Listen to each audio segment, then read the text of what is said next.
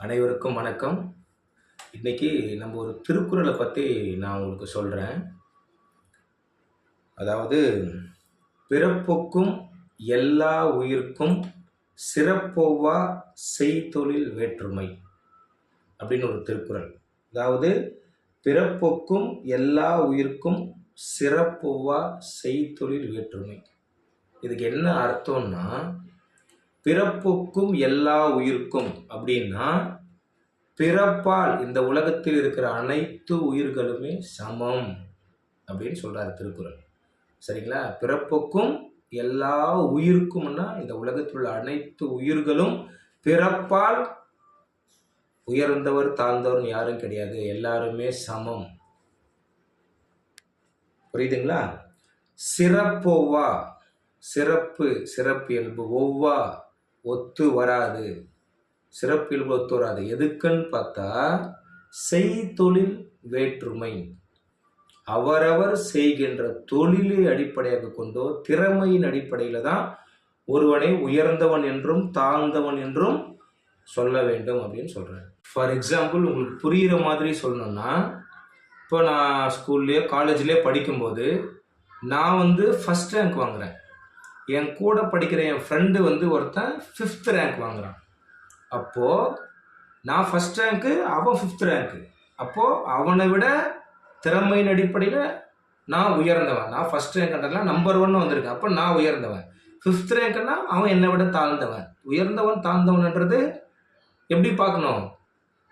நம்ம எடுக்கிற மார்க் அடிப்படையில் இப்போ தரம் பார்க்கணும். அப்படி தான் ஒருத்தனை உயர்ந்தவன் சொல்லி தாழ்ந்தவன் சொல்லி சொல்லணுமே தவிர, பிறப்பால் ஒருவனை உயர்ந்தவன் என்றும் தாழ்ந்தவன் என்றும் சொல்லக்கூடாது.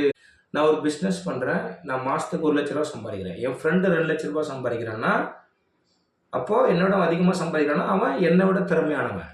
அப்போ என்னோட அதிகமாக சம்பாதிக்கிறான். அப்போ என்னை விட இந்த இடத்துல அவன் உயர்ந்திருக்கான். அப்போ இதில் தான் அவன் உயர்ந்தவன். அப்படி அவரவர் செய்கின்ற தொழிலில் தான் நம்ம ஒருத்தனை உயர்ந்தவன் தாழ்ந்தவன் சொல்லிட்டு சொல்லணுமே தவிர, பிறப்பின் அடிப்படையில் இந்த உலகத்தில் எவரும் உயர்ந்தவர் தாழ்ந்தவர் என்று கிடையாது அப்படின்னு நான் சொல்ல.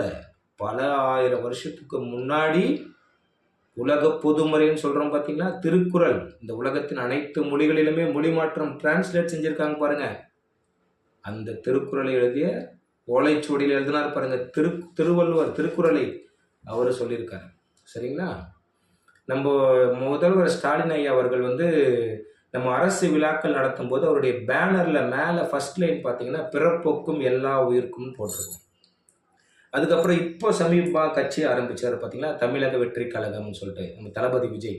அதில் பார்த்தீங்கன்னாலும் அவருடைய லெட்டர் பேடில் மேலே பிறப்புக்கும் எல்லா உயிருக்கும் அப்படின்னு தான் போட்டிருக்கும். அதுக்கு என்ன அர்த்தம்னா, இப்போ புரிஞ்சுதான் உங்களுக்கு? பிறப்பால் இந்த உலகத்தில் இருக்கின்ற அனைத்து உயிரினங்களுமே சமமானவர்கள். அவரவர் செய்கின்ற தொழிலின் அடிப்படையில் தான் அவர்களை தரம் காண வேண்டும், உயர்ந்தவர் தாழ்ந்தவர்கள் என்று. புரியுதா?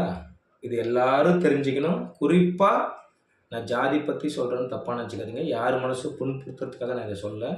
நான் பாப்பான், நான் நாயுடு, நான் மந்திரி, நான் ரெட்டியாரு, நான் கவுண்டன்னு சொல்கிறானுங்க பார்த்தியா, அவங்க எல்லாருமே இதை தெரிஞ்சுக்கணும். புரியுதா? யோசிச்சு பாருங்க.